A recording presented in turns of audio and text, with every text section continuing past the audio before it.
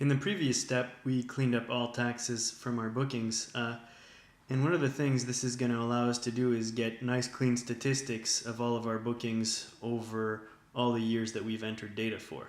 So if we go to the bottom daily stats tab, what we have is all of our bookings viewed in a calendar. And for each house, we have the name of the person who's booked the house, the value of that booking per night, the date he booked the house, and the size of that group. And that data is going to be all added up into different reports that will give us new insight into our rental business. So let's click at the monthly stats tab. And in there we see again each one of the houses, except that instead of having every single night, what we have is every month. So I know that the stone house in January 2011 made $5,912, and it had an occupancy rate of 42%. And I can even see how many nights were slept in my establishment, so that in January 2012 there were 131 nights slept in the stone house, and the grand total of nights that were slept in my establishment for all the data that I've entered is 26,742 nights of sleep that were gained thanks to people booking the chalets. The next thing I want to look at is the actual charts that are generated with that data. So the monthly revenues is historically how much each house has made. So and throughout all the booking periods. So I have here the year of 2010, the year of 2011, and the year of 2012, the beginning of the year for 2013 as well, and we see that it's not quite high yet for the summer of 2013 because the bookings haven't all come in yet.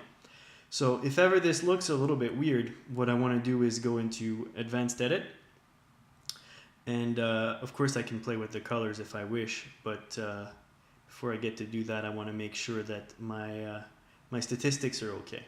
So I click on Start, and then I click on the little data range icon right here.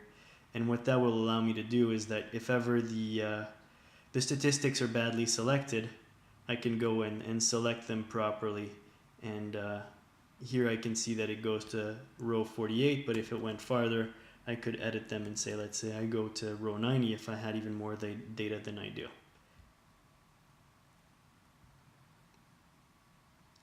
And the occupancy rate is the same type of statistics, but instead of being for revenues, it's for the occupancy rate of each one of my houses. And again, I can go into Advanced Edit and fix that up if ever the data ranges are not selected properly. The fun thing is I can zoom in so that if I want to see in 2011 how well I was doing for a specific range, I can go and do that. Here we go. And all the data shows up at the top right here. So I know that the stone house had 0.48, so 48% occupancy. The Mountain View house had only 16% occupancy, and so on. Finally, the forecasts are, in my opinion, the most useful when it comes to data about my bookings. In here I've set up a season that's coming up, so the winter of 2013, so starting from the 1st of January 2013 to the 4th of April 2013. And what this table is going to do is it's going to go and grab the bookings that were made 360 nights in advance, 330, etc., all the way up to today, so that I can see if I've booked as much at this time as I had in previous years. And I can see in this case that I haven't, and I need to work harder because in previous years I had 121 on my best year, 1,000 booked, and up to now I only have $69,000 booked for that period. And I can see that as a graphic as well by clicking on Revenue Forecast. I can see all of my previous years and how I'm doing this year in comparison to previous years. I hope this this data helps you make more bookings and gain new insight about your rental.